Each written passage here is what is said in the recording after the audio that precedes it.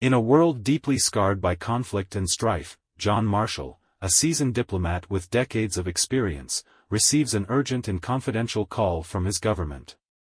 He is summoned to the hushed corridors of power and handed a mission that could potentially alter the trajectory of international relations and bring about a lasting global peace. John, a man of unwavering commitment to diplomacy and peace, accepts the task without hesitation. The gravity of the situation is apparent to him, and he knows that the road ahead will be fraught with challenges, yet he embarks on this journey with a sense of profound responsibility.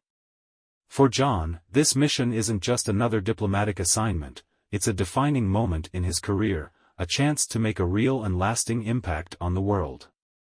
As he prepares to leave for the region at the heart of the conflict, he reflects on the weight of history and the lives at stake.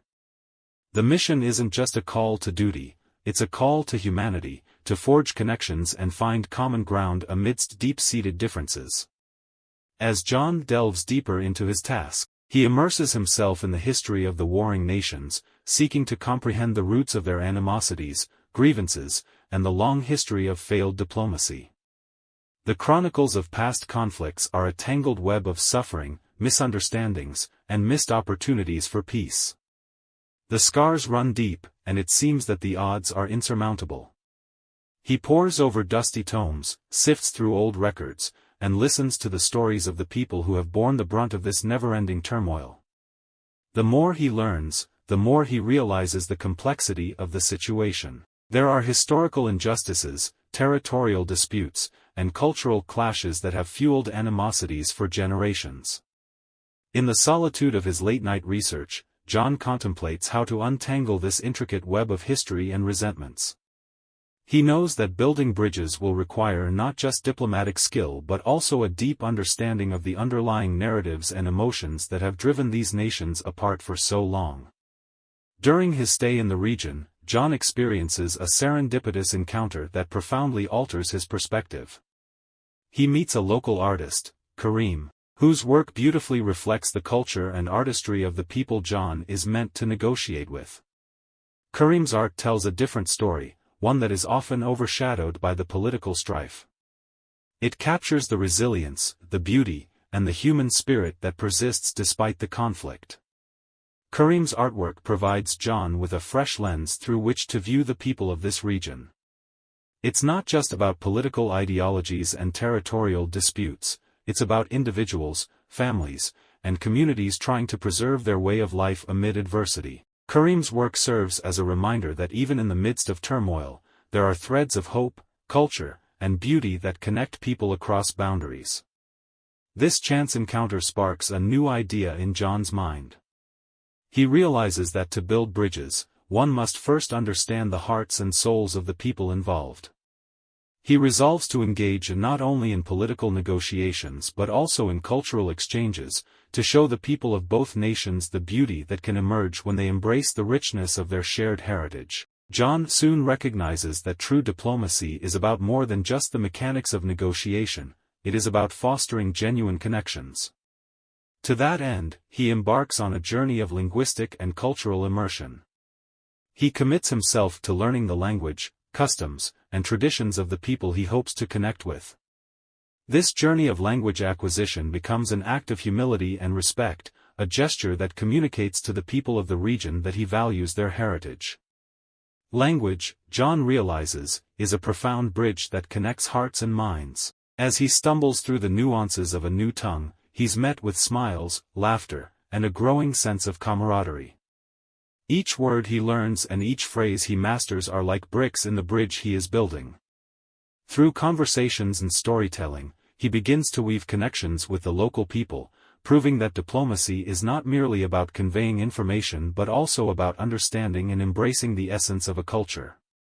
As John immerses himself deeper into the mission, he realizes that building trust is an indispensable element of the peace process. To do this, he employs a multifaceted approach.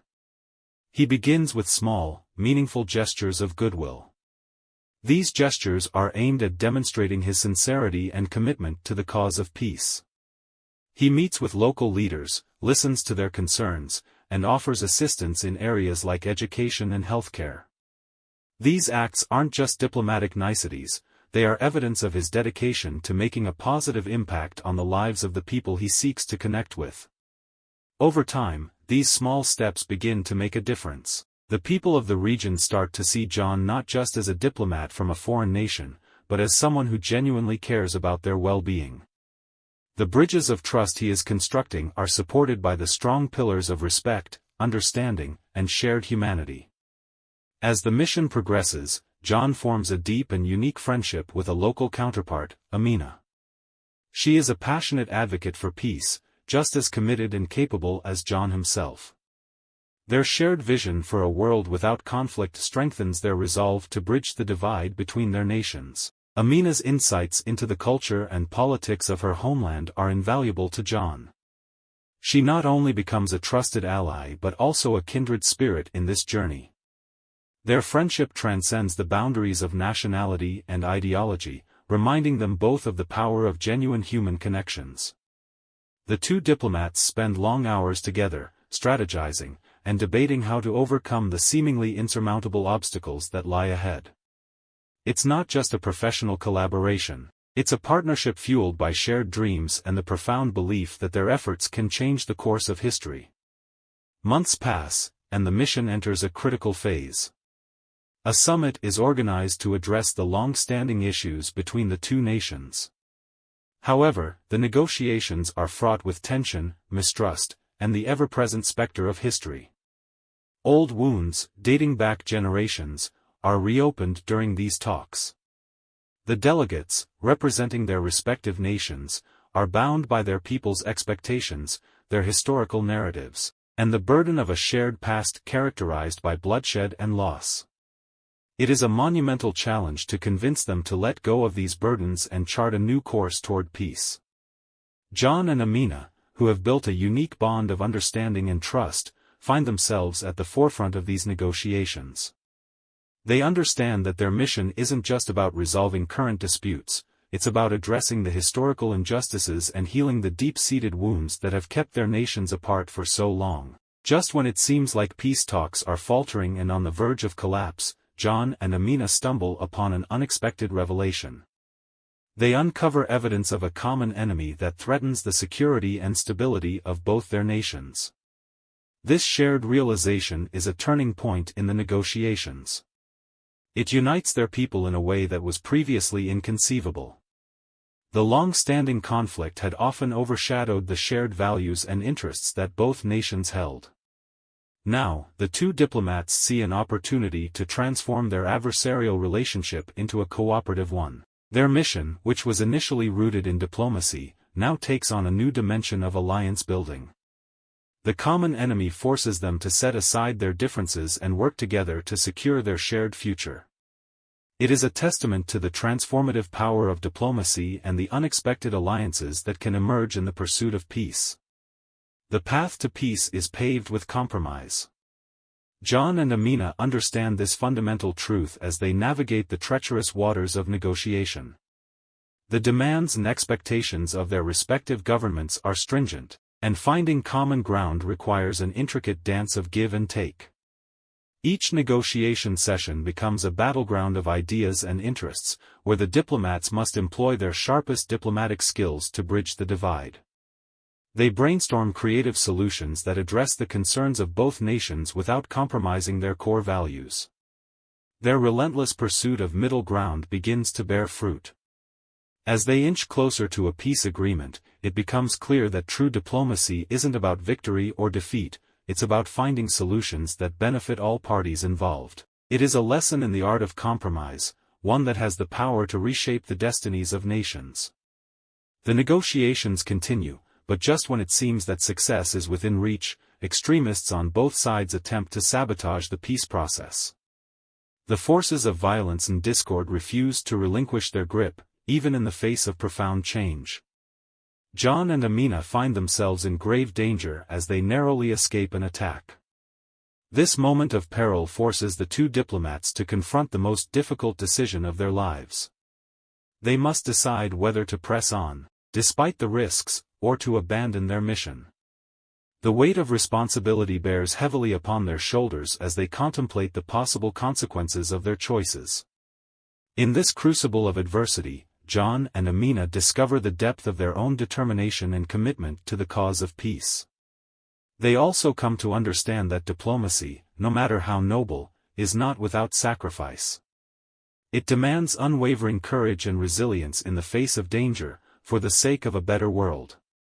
News of the attack on John and Amina spreads across the globe, captivating the hearts and minds of people worldwide.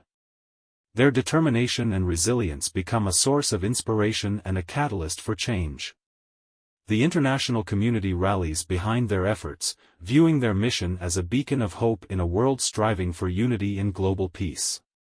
As images and stories of the two diplomats' ordeal flood the media, the pressure on their respective governments to find a resolution intensifies.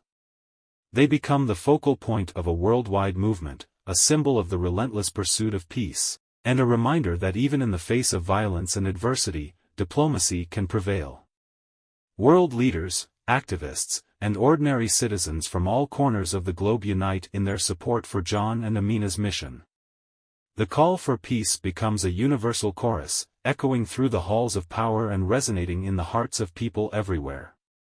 With the world watching, John and Amina's tireless efforts culminate in a historic peace treaty. The signing ceremony is a momentous occasion, attended by dignitaries, world leaders, and ordinary people who have been touched by their story. It is a testament to the power of diplomacy and the extraordinary bond forged between two dedicated individuals.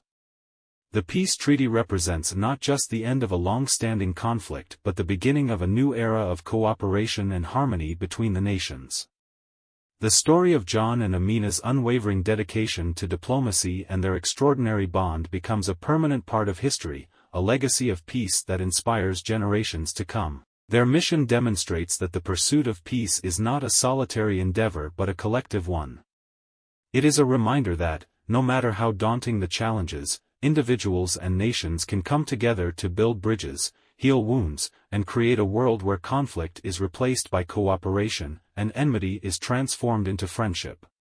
John and Amina's legacy becomes a beacon of hope, illuminating the path toward a more peaceful and united world.